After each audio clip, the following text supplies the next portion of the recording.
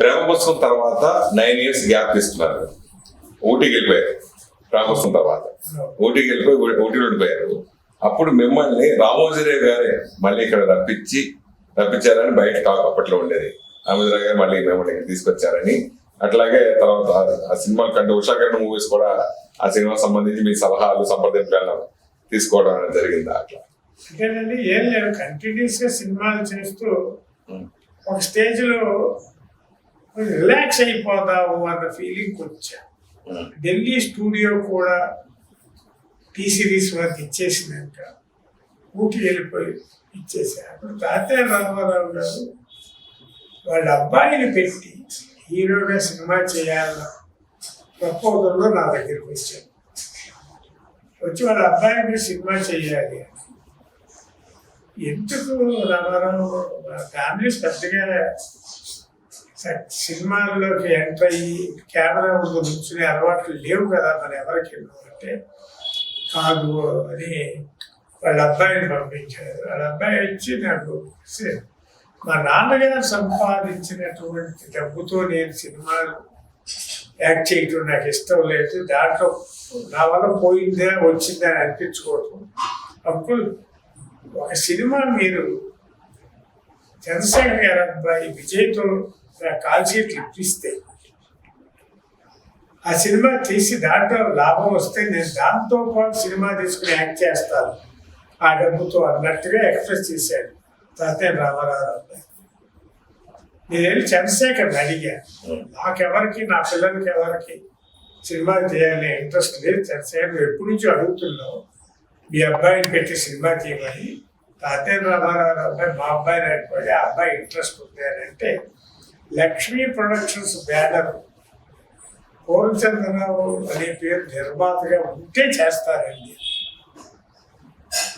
అప్పుడు వాళ్ళని అడిగితే మనకు కావాల్సిన డబ్బే కదా అంకుల్, మీ పేరుతోనే మీ బ్యానర్లోనే చేయాలంటే ఆ యూత్ అనే సినిమా చేశాం. అట్లా వచ్చిన తర్వాత దిల్లుని కూడా విక్రమ్ గారితో సినిమా చేశాను. తర్వాత మళ్ళీ వెనక్కి ఊటీ వెళ్ళిపోవటమా, వచ్చారు కదా రీఎంట్రీ ఇక్కడికి వచ్చారు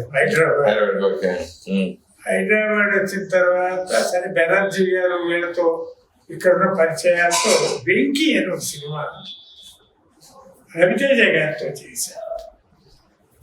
పిక్చర్ సక్సెస్ఫుల్ పిక్చర్ అది, కాకపోతే నాకు ఫైనాన్షియల్గా నేనేం పెద్ద బెనిఫిట్ పొందలేకపోయాను. ఆ తర్వాత ఆ నలుగురు సబ్జెక్టు వర్క్ చేశాం. అది నిజంగా చెప్పాలంటే నా ఆత్మకథ, నా లైఫ్ స్టోరీ. అది కొన్ని సినిమా పాయింట్స్ని కొన్ని యాడ్ చేస్తూ కమర్షియల్ పాయింట్స్ని కథ రెడీ చేశాం. ఎప్పటి నుంచో అడుగుతూ ఉన్నటువంటి తేజ బిగినింగ్లో అసలు సినిమా ఫీల్డ్ ఎంటర్ కాకముందు నేనన్న అవుట్ హౌస్లో ఉండేవాడు చిన్నపిల్లాడు. నా దగ్గరికి శివ పబ్లిసిటీ కోసం అని హిందీ శివ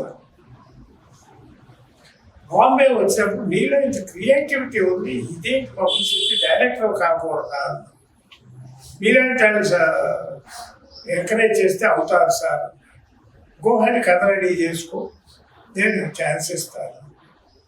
మరి అతను కథ రెడీ చేసుకున్నాక అతని వర్షం ఏంటంటే నేను కనపడలేదు, అవుట్ ఫీల్డ్కి వెళ్ళిపోయాను. ఆ సినిమా చిత్రం అని రామోజీ ఫిల్మ్ సిటీ వారికి చేశారు. అది పెద్ద సక్సెస్.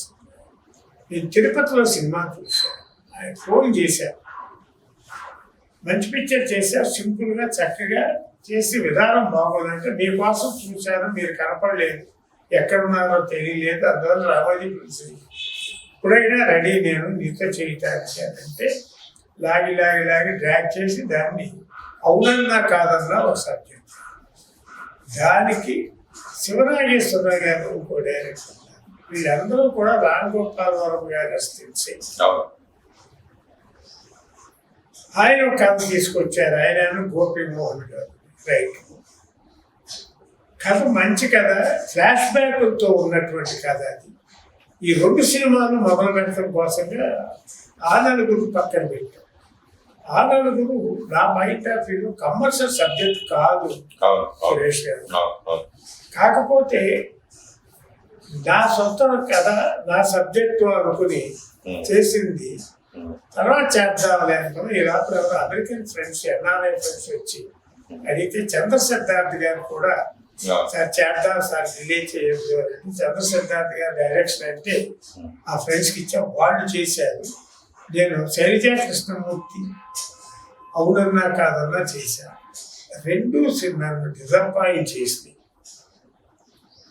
ఇంకా చాలు ఈ ఫిల్మ్ ఇండస్ట్రీకి కొంచెం దూరంగా వెళ్ళాం, మళ్ళీ ఎందుకు వచ్చాము, ఇక పర్మనెంట్గా ఒక డెసిషన్ తీసుకున్నా, ఇక రావద్దు ఫిల్మ్ ఇండస్ట్రీ, ప్రశాంతంగా కాముగా రిటైర్డ్ లైఫ్ లీడ్ చేద్దామని ఊటీ నుంచి కూర్గ్ అనే ప్లేస్ మడికేరికి వెళ్ళాము.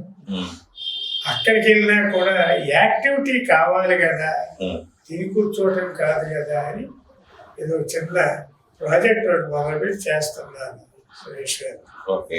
బహుశా I hope everything goes well, God bless me. ఆ ప్రాజెక్ట్ ఈ సంవత్సరం దసరాకి ఓపెన్ చేయాలని.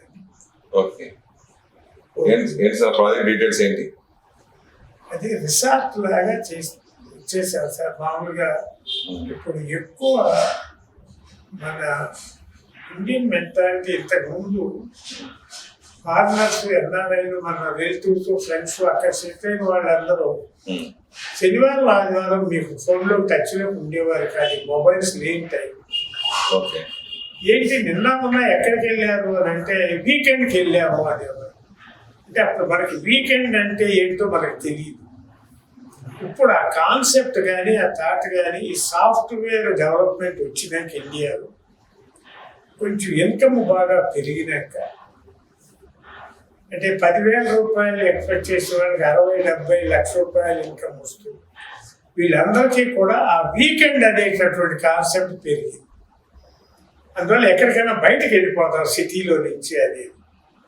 అట్లా మనకి రిసార్ట్స్ డెవలప్మెంట్ బాగా పెరిగింది, especially hill stations, cool places.